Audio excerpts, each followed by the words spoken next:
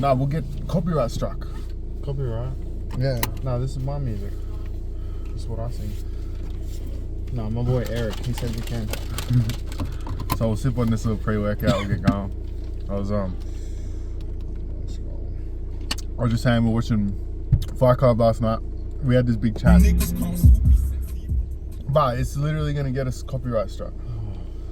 Literally won't. Everyone does it. But yeah, so we had a little chat while we're eating breakfast, but the video didn't work out. We still got the audio, so we might keep that, but the video didn't work out. But yeah, so basically we were talking about the how fragile the masculinity of the men in the movie is, and how because they're self-aware of that, they do all these things to sort of reclaim their masculinity. So there's like this, they do all these like domestic terrorism things to destroy the status symbols of the 90s man. So they like change the billboard, they paint over the billboard and it says something like pour motor oil on your lawn, destroying that symbol of masculinity, that lawn that the American man is so proud of, and the Australian man. You know, there's a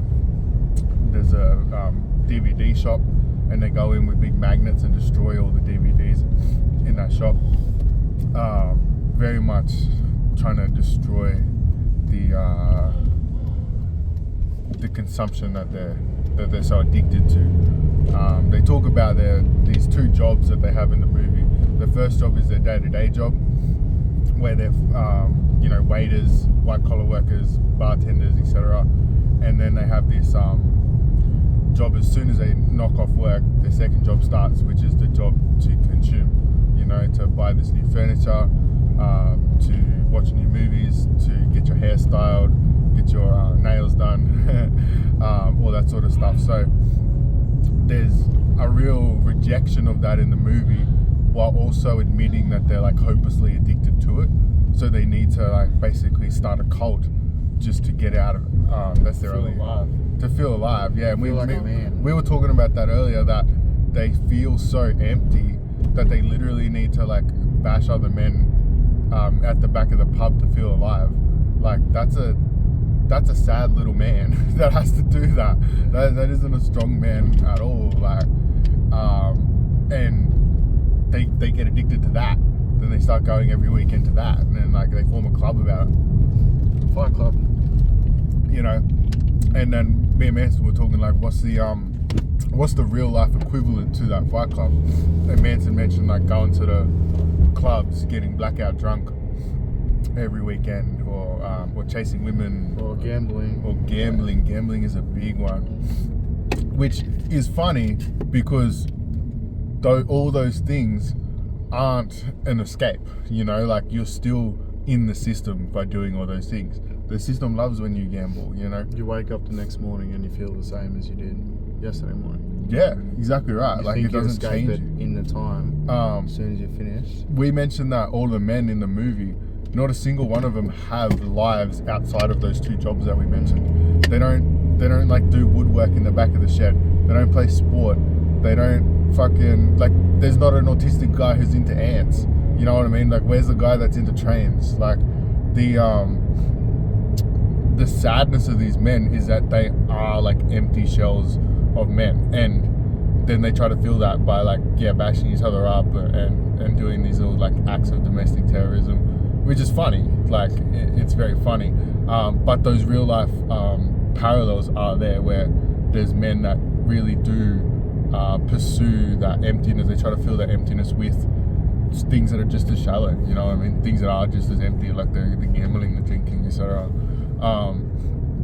And that makes you think, well, what's the alternative there that isn't Fight Club way, but is gonna fulfill that empty desire? Because we live in the 2020s now, and we still have those two jobs. You know, we still have to consume, and we still have to go to work. And now there's a third job. There's a third job now called self-care. We're on the way to the gym now. We're about to do our third job. It's called self-care. So that includes like going to the gym, jogging, cycling, yoga, meditation's a big one right now. right now for the last 10 years. You know, meditation has been a big one. So we have 3 jobs now. We have a self-care now. The system doesn't even take care of us anymore. We've got to do that ourselves as well now. So we got 3 jobs as men, which is hilarious because you look at the woman of today who works way harder than us, because their second job is also consumption, but their third job is all this unpaid labor that they have to do in the house. You know what I mean? Like cleaning the house up, washing dishes, taking care of kids. All of that unpaid labor that they have to do in the house is real work, while men will sit there and create these fake little self-care things for themselves, like, oh, I have to go to the gym, like, that's how empty we are as men, is that we don't actually do the real work that needs to be done, the unpaid labor that needs to be done. We invent these like little empty ones to make ourselves feel like, you know, real men going to the gym and shit. But don't forget your self-care. It's an important job. Let's do this. Gym session done. Pump acquired. Look at that pump. Oh, It's juicy. Bang. it's hot as hell. It's cooking. So take your shirt off. Boom, boom. Going for a run tonight as well. Yeah. Extra cardio. You got to get those cardios in, boys. Don't forget that cardio, boys. Let's go. Nah, we just finished up. Man, I was in there.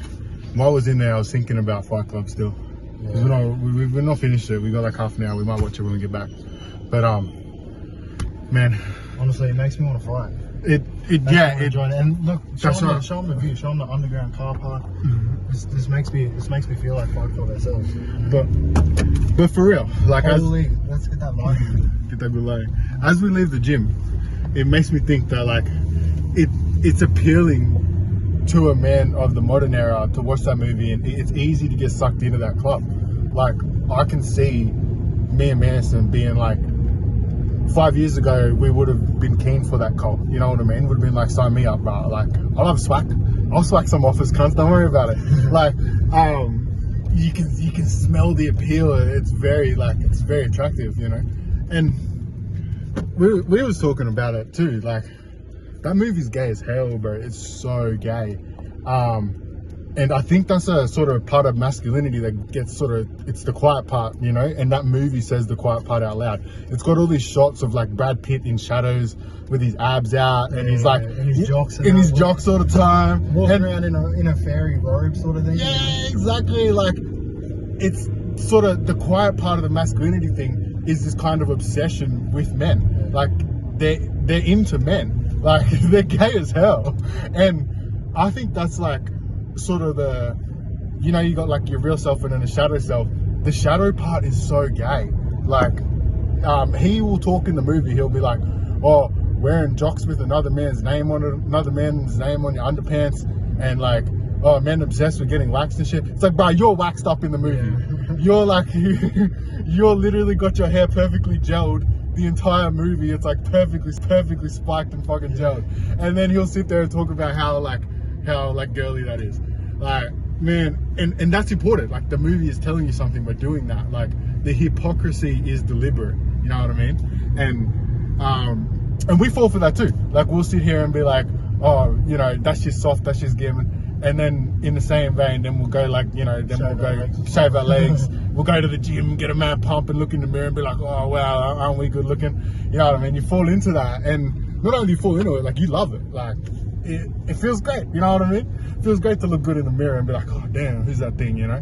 Like it's definitely like one of the attractive parts that the movie will exposes, you know, and I think that you get that by watching that movie. Like it's really interesting. Now there's only like half an hour left to go, maybe like 45 minutes, and we'll finish it now and we'll have a chat about like what it's like. But fuck, we got a good gym session in. Fuck me. Let's go. I hit a PB on rows, hit a PB on curls, got an extra rep on those curls, but I felt amazing. Felt so good.